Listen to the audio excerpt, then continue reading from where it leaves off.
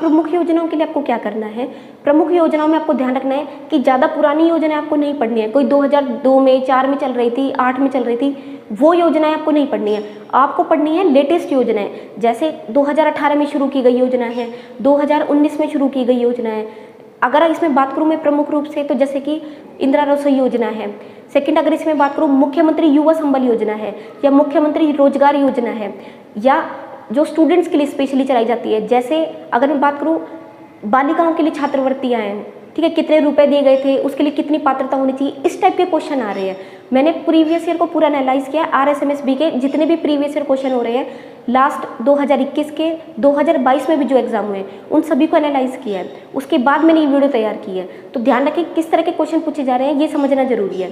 सबसे ज़्यादा क्वेश्चन पूछे जाएंगे आपसे, एक पर्टिकुलर योजना के बारे में लिख दिया जाएगा और उसमें पूछा जाएगा आपसे असत्य या सत्य बताना है। तो इसका मतलब ये है कि आपको उस योजना को ढंग से पढ़ना है, उसमें जितने भी फैक्ट हैं उनको अच्छे से तैयार करना है। साथ ही साथ मुख्य उद्देश्य पता होना चाहिए, डेट्स जरूर याद रखनी है आपको, तो ये जरूर ध्यान रखने हैं। और ये किसके अंतर्गत कार्यक्रम चलाए जाते हैं, या इसके लिए क्या पात्रता, स्पेशली क्या पात्रता होनी चाहिए, ये जरूर ध्यान रखना है। तो ध्यान रखिएगा जितनी भी लेटेस्ट योजनाएं हैं वो तैयार करनी है। अब ये लेटेस्ट योजना आपको गाइड में नहीं मिलेंगी, और होंगी तो भी पुरानी वाली होंगी।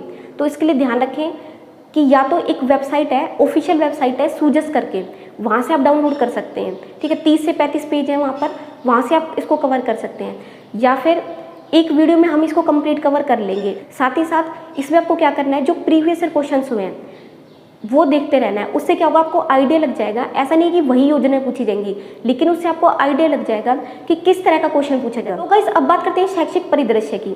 देखिए शैक्षिक परिदृश्य में आपको कुछ भी पुराना मटेरियल नहीं पढ़ना है। शैक्षिक परिदृश्य में आपको क्या पढ़ना है, जो भी लेटेस्ट चीज़ें हो रही हैं, यानी राजस्थान की शिक्षा व्यवस्था के अंदर जो भी चेंजेस किए गए हैं, जो भी प्रणाली लागू है, जो भी छात्रवृत्तियां वगैरह बालिकाओं को दी जा रही हैं, या जिस तरह की शिक्षा व्यवस्था राजस्थान के स्कूलों में लागू है, वो आपको पढ़नी है। तो ध्यान रखें कि इसके लिए ज़्यादा पुराना मटेरियल काम नहीं आएगा। प्रीवियस ईयर क्वेश्चंस का एनालिसिस ये कहता है कि यहाँ से लेटेस्ट टॉपिक पूछे जाएंगे। जैसे जो अभी नई राष्ट्रीय शिक्षा नीति आई थी 2020 वाली, उसका क्या इम्पैक्ट पड़ा है राजस्थान पर, या उसमें से किन किन पॉइंट्स को, चीज़ों को महत्व दिया गया है राजस्थान के अंदर, क्या उसका इम्पैक्ट पड़ा है, इस तरह के क्वेश्चंस पूछे जाएंगे। तो ध्यान रखिए कि आपको लेटेस्ट डाटा पढ़ना है, यानी करंट के साथ जोड़ के पढ़ना है। तो देखिए जो छोटे छोटे टॉपिक्स है ये हम आपको कवर करा देंगे।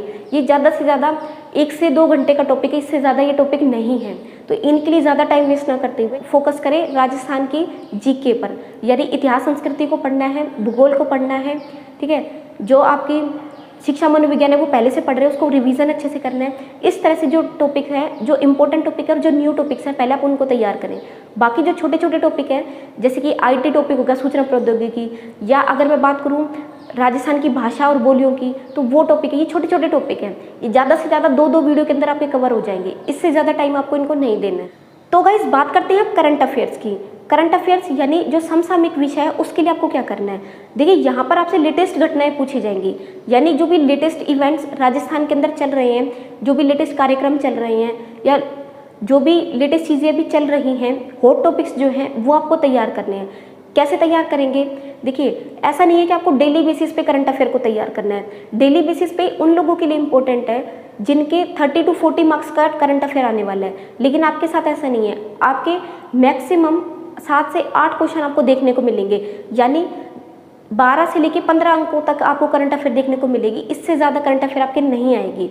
तो सबसे बेस्ट क्या है, करंट अफेयर को डेली बेसिस पे ना पढ़ के या तो आप उसको मंथली तैयार करें, ठीक है। जो पीछे के 6 महीने की हुए हैं अब तक, यानी जनवरी 2022 से लेके, और आपको दिसंबर 2022 की कवर करनी होगी। उसके लिए आपको क्या करना है, अभी तक आप जनवरी 2022 से और जून 2022 तक की करंट को तैयार करेंगे। वहाँ पर आपको क्या करना है, सिर्फ 6 महीने की करंट तैयार करनी है। तो इसमें आपको डेली बेसिस की पढ़ने की जरूरत नहीं है, सिर्फ आपको मंथली पढ़े या फिर 6 मंथ्स की जो आपको पत्रिका वगैरह मिल जाएगी उनको आप तैयार करें। या फिर गाइस अगर आप 6 मंथ्स पत्रिका वाली में तैयार करना चाहते हैं तो सबसे बेस्ट आपके लिए मूमल वाली बुक, ठीक है। ये 6 माह की एक पत्रिका आती है, साथ साथ इसमें आपको आर्थिक समीक्षा वगैरह भी मिल जाएगी। या अगर आप मेरे चैनल से पढ़ना चाहते हैं तो वहाँ से भी आप तैयार कर सकते हैं। 1 से 2 वीडियो में भी हम सारा कवर कर लेंगे। अब बचता है गाइज आपका RTE 2009 और 2011। अब जो आपका RTE 2009 और 2011 है, इसके अंदर आपको क्या करना है, देखिए RTE 2009 आपका है भारत सरकार का, ठीक है। वहीं आपका 2011 वाला RTE ये आपका राजस्थान गवर्नमेंट का है। तो ध्यान रखें कि दोनों अलग अलग वेबसाइट से मिलेंगे आपको। आप या तो गूगल पे सर्च करके RTE 2000 में, तो आपके पास वैसे भी बुक में, गाइड में मिल जाएगा आपको। उसके लिए अलग से कहीं पढ़ने की ज़रूरत नहीं है, अलग से किसी PDF की ज़रूरत नहीं है। अगर आप शिक्षा मनोविज्ञान पहले से आपने रीट में तैयार किया है तो वही चीज़ें एज इट इज़ यूज़ हो जाएंगी, तो उसके लिए आपको नया पढ़ने की ज़रूरत नहीं है। बात करते हैं अगर 2011 वाले RTE की, यानी RTE 2011 राजस्थान सरकार वाला, अगर आप उसकी बात कर रहे हैं तो उसको आप नेट पे चेकआउट कर सकते हैं, गूगल पे आप चेकआउट कर सकते हैं, या यूट्यूब पे भी आप, यूट्यूब से 1 या 2 वीडियो में वो कवर हो जाएगा, वहाँ से आप चेकआउट कर लें।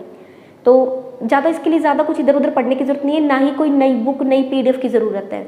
तो इतना ज़्यादा मटेरियल ना पढ़े कि आप खुद ही कन्फ्यूज़ हो जाएं। कम मटेरियल पढ़े, लिमिटेड पढ़े, लेकिन अच्छे से पढ़े।